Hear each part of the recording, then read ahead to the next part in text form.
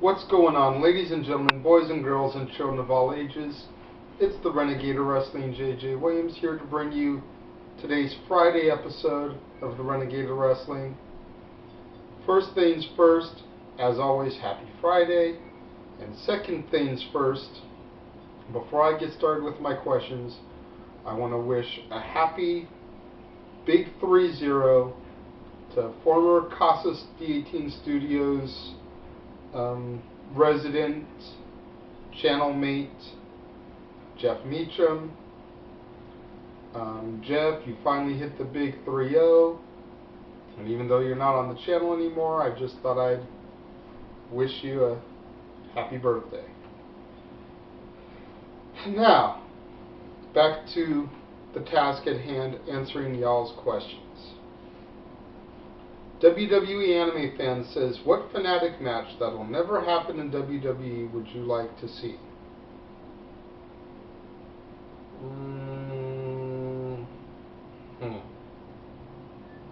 Big Show versus Andre. Tim Davis says, what is your view on the WWE.com list of 10 venues that should host WrestleMania? Lots of love from London. Alright.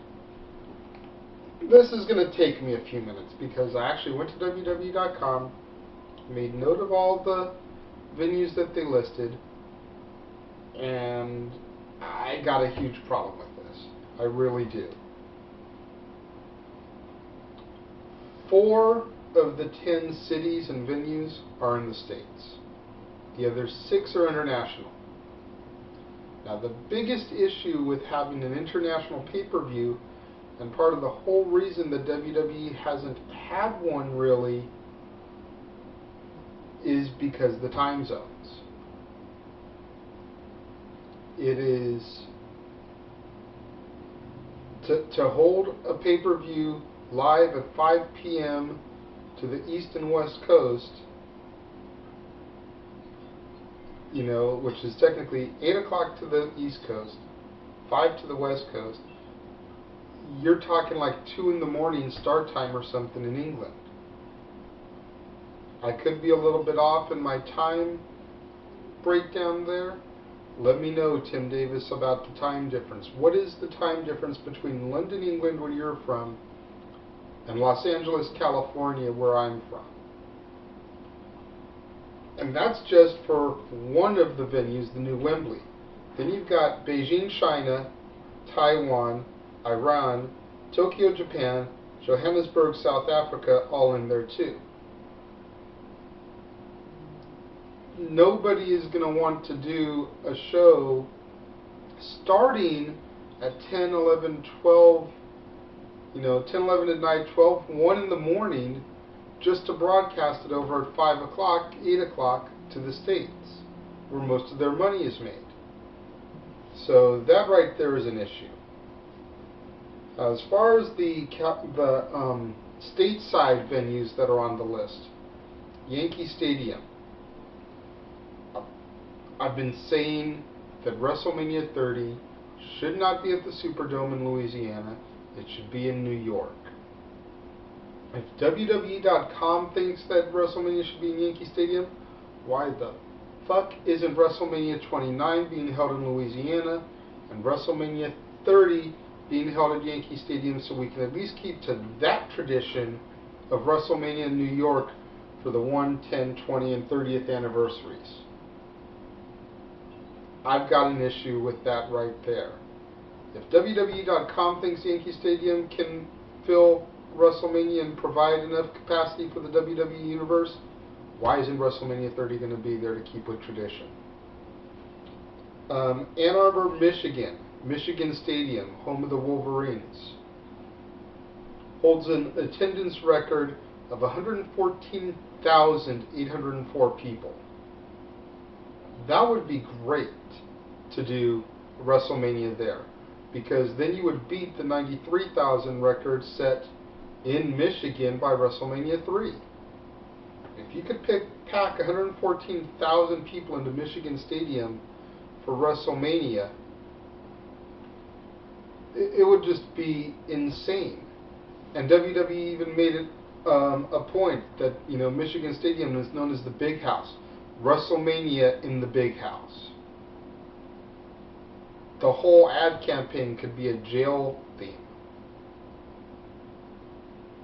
Notre Dame Stadium, again, talking an NCAA football field, home of the Fighting Irish, would be good. Cowboy Stadium in Arlington, Texas. I only have issue with this because Texas gets so many big pay-per-views. Now, you could argue that SoCal, where I am, gets SummerSlam every year, but we haven't gotten a Mania since WrestleMania 21. And I've heard rumor that this year's SummerSlam 2013, the 5th year they've done it, is going to be the end of their deal with LA. So, what about the Rose Bowl? The Rose Bowl's held 106,000 people. If you can get 114 into Michigan Stadium, Rose Bowl, Pasadena, Dodger and Angel Stadium, comparable to Yankee Stadium as far as seating goes. Then you got the rain in the field plus field seating. You can probably get a good 100,000 almost in there. So, bottom line, Tim, biggest issue I have with this list is that so many of them are international time zones, which would be a pain in the ass to WWE to try and run a show and have it air live to the states where most of their money is made as far as pay-per-view buys go. Todd Rabidou. I hope I pronounced that right. Todd, what do I think of the new WWE Championship? I honestly don't mind it. When I first saw the prototype of it, I thought it was god-awful, but then again, nothing is as god-awful as the spinner, I think. With the Brahma Bull side plates, I like it. With the WWE side plates that they show on WWE.com, I like it. Since there's no room for a nameplate, I think it would be great if the WWE changed up the side plates every time a new champion was crowned. For Cena it could be this on the sides. For Orton it could be the Viper's head. For Sheamus it could be the Celtic Cross. Just keep going and keep going. For Triple H, if he ever came back to full-time competition, it would be the Iron Cross probably. There's a ton of different things that they could do with it for their world title contenders to make each version of the belt cater to them while still keeping the traditional design. Kirby Shottis wants to know, hey JJ, do you like Dwayne's theatrical style of selling his opponent's moves? I find it annoying when he sells a punch, kick, slam like he's been shot by a gun, and is Dwayne the greatest overseller in wrestling history? Thanks for answering my question. Yeah, for the punch, kick, and slam, I think Dwayne does it a little bit extreme, but nobody can take away the way The Rock sells a Stone Cold Stunner. The way he backflips and shit like he's going to go through the bottom and second rope to sell that shit, it's comical, and it makes the move look that much more devastating, in my opinion. Y'all may rip me for that one, but that's the way I feel. Is he the greatest overseller in history? I don't know about that. Probably very close. Shawn Michaels against Hulk Hogan at SummerSlam. Shawn did his fair share of overselling there, and Hulk Hogan himself is quite the overseller in history too. So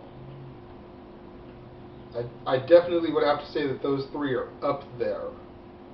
But is The Rock the greatest overseller in history? I don't think so. Last question for today, and then I've got a comment that I want to get into. Pairing78 says, hey JJ, when do you think Wade Barrett will finally get a main event push? WWE seems to be dragging their heels with him a little bit. I agree. I think he was solid on his way to a main event push before he got injured. Then he got injured.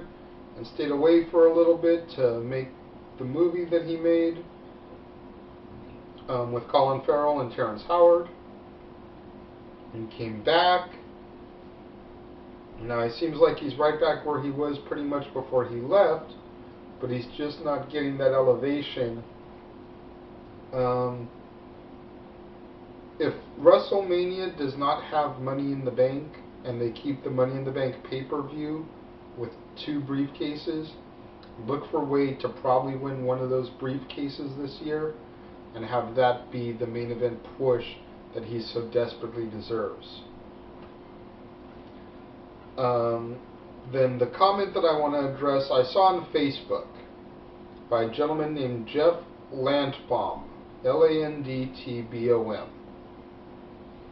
He said in regards to Donald Trump being announced for the WWE Hall of Fame, quote, Donald Trump to the WWE Hall of Fame, diminishing that bodiless establishment even further than it was. No savage, and yet they'll induct a classless buffoon like Trump. SMH.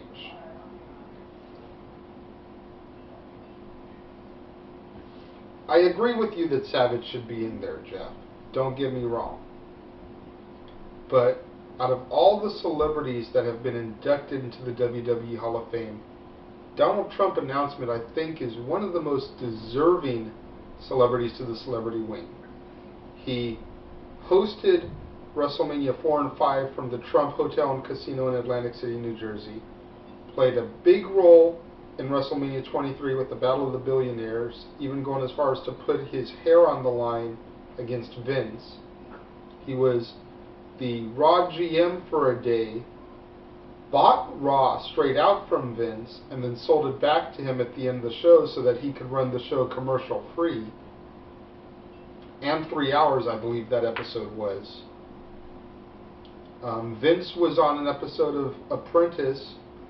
If I remember the task correctly, the teams had to come up with a WWE gimmick and character, name and all that stuff.